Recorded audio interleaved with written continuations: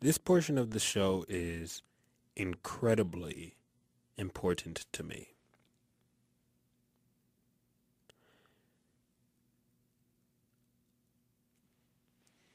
And I'm trying to think of how I want to phrase this.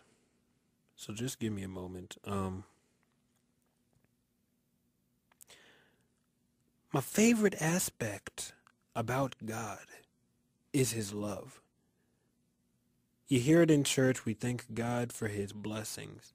I love God for blessing me. I thank God for his mercy. I thank God for his grace. I just love his love. It's so incredible to me. It'll hold on to you. It'll keep you when you get far out there. And it'll pull you back in. Before we went to break earlier, we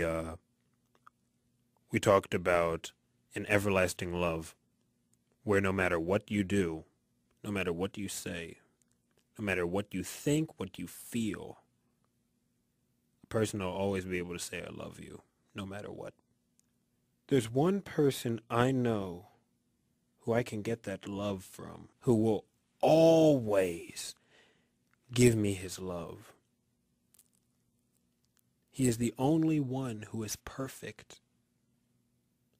He is the only one who is there every single time I call on him.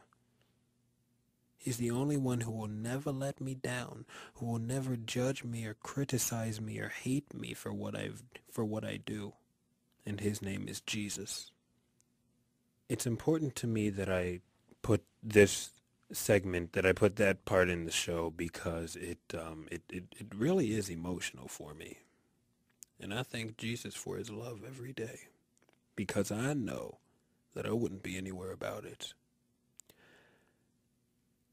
You know, I've done a whole lot of crazy things, man. I've done a whole lot of crazy things. And when I look at God and I get ready to ask him to forgive me, I sometimes stop myself, because I think to myself, I've done the same crazy mess just last week, just a couple weeks ago, just last month, yesterday. And I told God I was sorry for it. How can I look at him and say, I'm sorry? How can I even begin to say, Lord, take me back. I'm sorry. I need you. How can I even begin to do that? But the funny thing is, he does it every single time. He does it for me every single time I ask him. He's always there for me when I need. Sometimes I feel funny because I feel like I'm really hurting God's feelings. I want to go and I want to apologize. I want to say, Lord, could you push the rewind button on my life and sort of either redo that or record over it or erase it or something so that it never had happened? I want to go back. I want to talk to God, but I don't think I'm fit to, you know? But it's crazy. It's just so wonderful to me how he's able to love me no matter what. And because he loves me so much, he's patient with me. He knows I'm not perfect. He's able to forgive me every time I make a mistake. He's able to give me blessings such as being able to see, being able to hear, being able to talk, being able to feel, to smell, to taste, to walk, being able to breathe, being able to eat, being able to sing, to wake up every morning is a gift. And he gives it to me every single day because he loves me so much. And there's a line that Jesus said earlier that I don't want you guys to miss.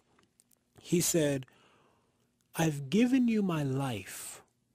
Why do you think I wouldn't give you anything else? I'm paraphrasing it, but that's along the lines of what he said.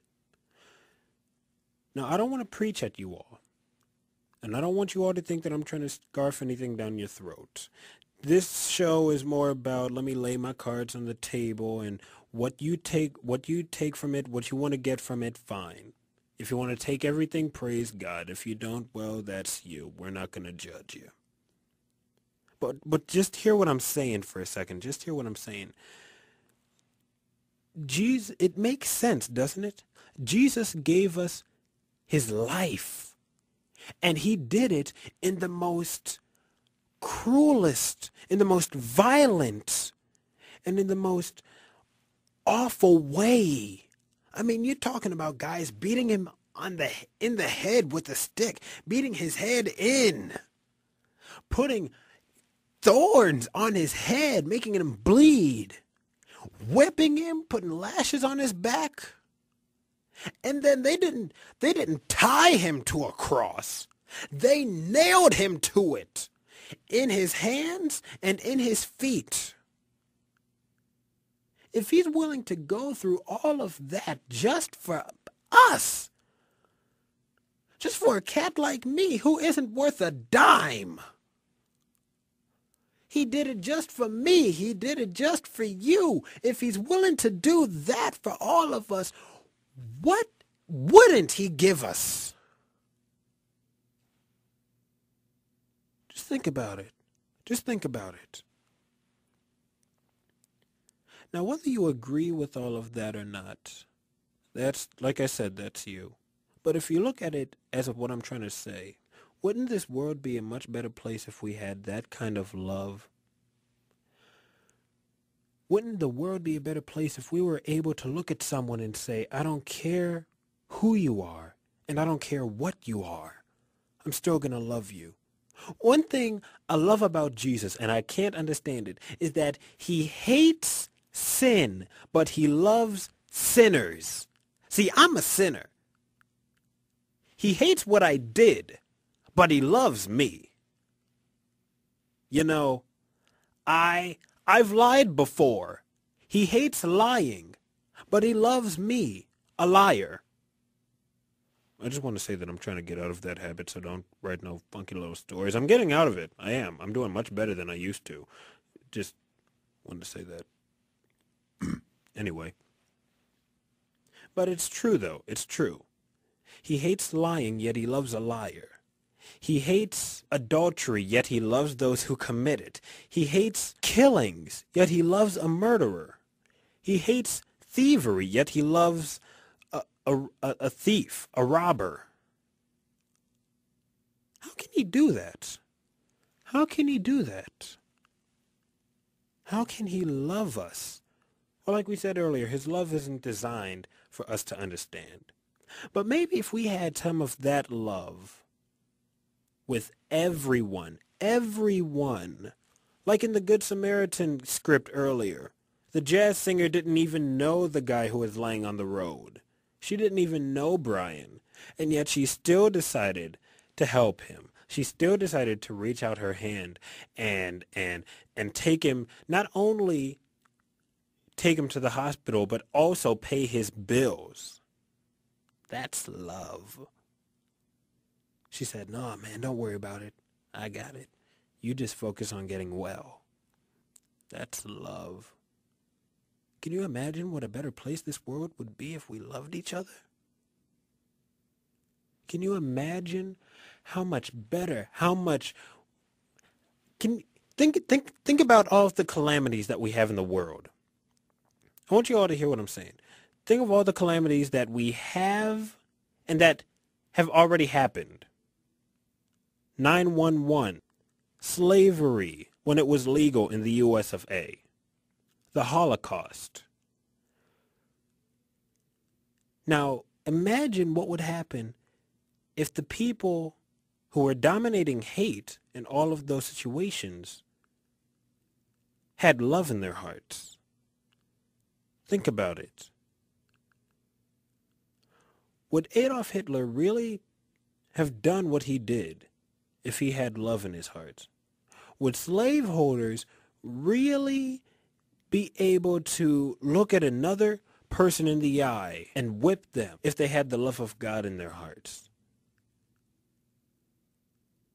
Would we really kill each other and stab each other and lie each other if we could really tap into what it really means to love someone?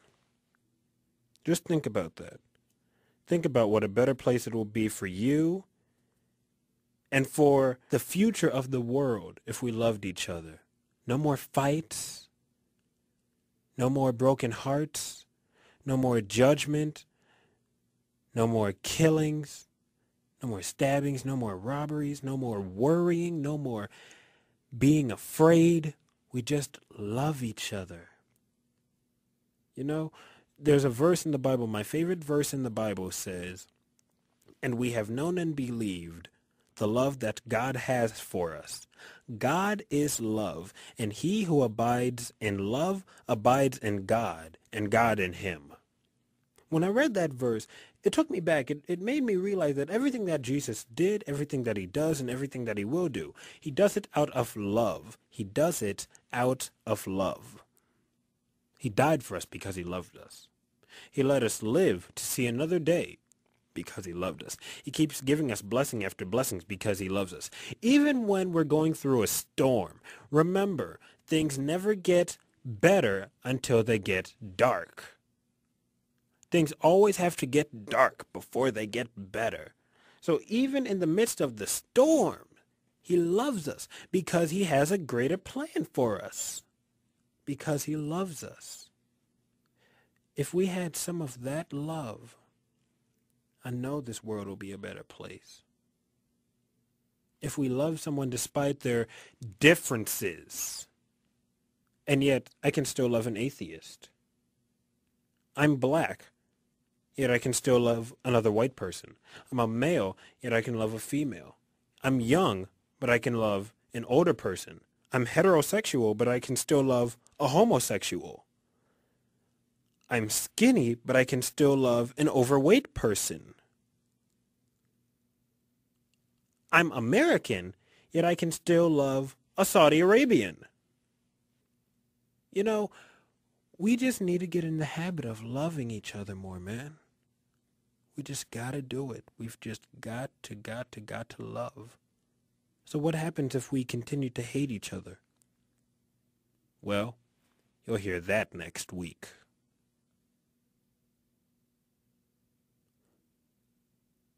I challenge you all. My challenge is that all of you will take the time try it for a week. Just try it for a week. Try loving everyone you see, despite what they do, despite what they say, whether they do or say it toward you or toward someone else. Just love them. Pray for them. Reach out your hand. If you need to lay some bad news on them, tell them the truth, but do it in love. You know, comfort them. Invite them to come sit with you. Say hi and smile. Just do it. Just take the time to love. Well, we've wrapped up another episode of the Brother B.I.B. Show, and you guys know how we do it each and every week. Get yourselves in front of a mirror, pull out a wallet-sized picture of yourself, get on Facebook if there's a picture of you up there, your scrapbook, your cell phone, whatever, and I want you to look at yourself and smile. We talked about love in today's episode. We can't love someone else until we love ourselves first. So take a second and love yourself. Love yourself. See how pretty you are. See how handsome you are. See how beautiful you are. Look at your features. Look at what God gave you. You know, it's yours. That face that you're looking at is yours. And God gave it to you for a reason. So just smile and enjoy it.